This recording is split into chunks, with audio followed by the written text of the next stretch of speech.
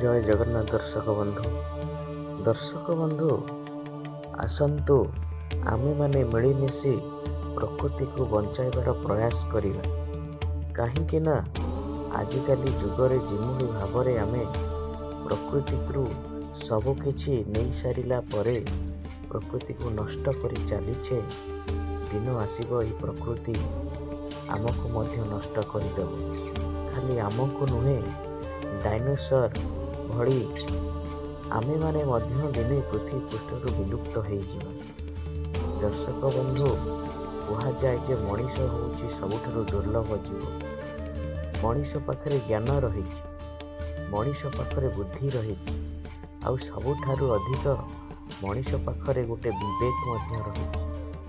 କିନ୍ତୁ ଦର୍ଶକ ବନ୍ଧୁ, ମଣିଷ ନିଜର ଉନ୍ନତିରେ ଏତେ ଅନ୍ଧ ହେଇଯାଇଛି, ତାକୁ କିଛି ଭଲ ମନ୍ଦ ଦେଖାଯାଉନାହିଁ।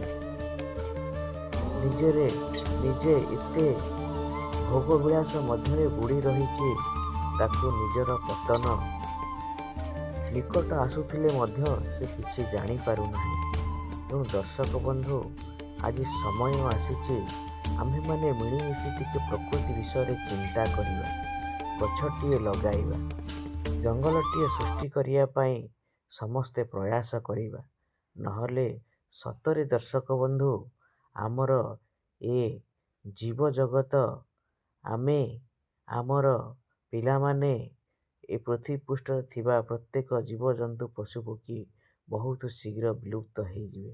ଆପଣମାନେ 10 ବର୍ଷ ତଳକୁ ଥରେ ଯାଇ ଚିନ୍ତା କଲେ, 10 ବର୍ଷ ତଳେ ଏ ପୃଥିବୀ ବା ଆପଣଙ୍କର ପରିବେଶ, ଆପଣଙ୍କ ଚାରିପାଖରେ ଥିବା ଲୋକମାନେ, ଆପଣଙ୍କ ଚାରିପାଖରେ ଥିବା ପଶୁପକ୍ଷୀ ଗଛଲତା, ଏମାନଙ୍କର ଅବସ୍ଥା କିଭଳି ଥିଲା, ଆଉ ବର୍ତ୍ତମାନ 10 ବର୍ଷ ପରେ ତାର ପରିସ୍ଥିତି କିପରି ବଦଳିଛି।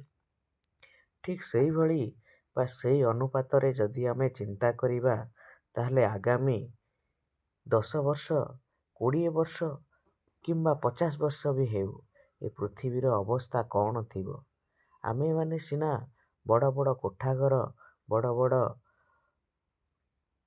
ଘର ଭିତରେ ରହୁଛେ, କିନ୍ତୁ ପୂର୍ବରେ ଥିବା ସେଇ ଝୁପୁଡ଼ି ଘରର ଆନନ୍ଦ ଏ ଘର ଆମକୁ ଦେଇପାରୁନାହିଁ।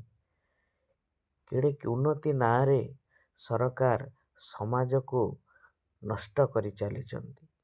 ଗଛ କାଟିବା, ଚଉଡ଼ା ଚଉଡ଼ା ରାସ୍ତା ତିଆରି କରିବା, ଲୋକଙ୍କ ଆଳରେ ବଡ଼ ବଡ଼ ବିଲ୍ଡିଂ ତିଆରି କରିବା, ଏହିସବୁ ଏମାନଙ୍କର ଗତିବିଧିର ପ୍ରକୃତି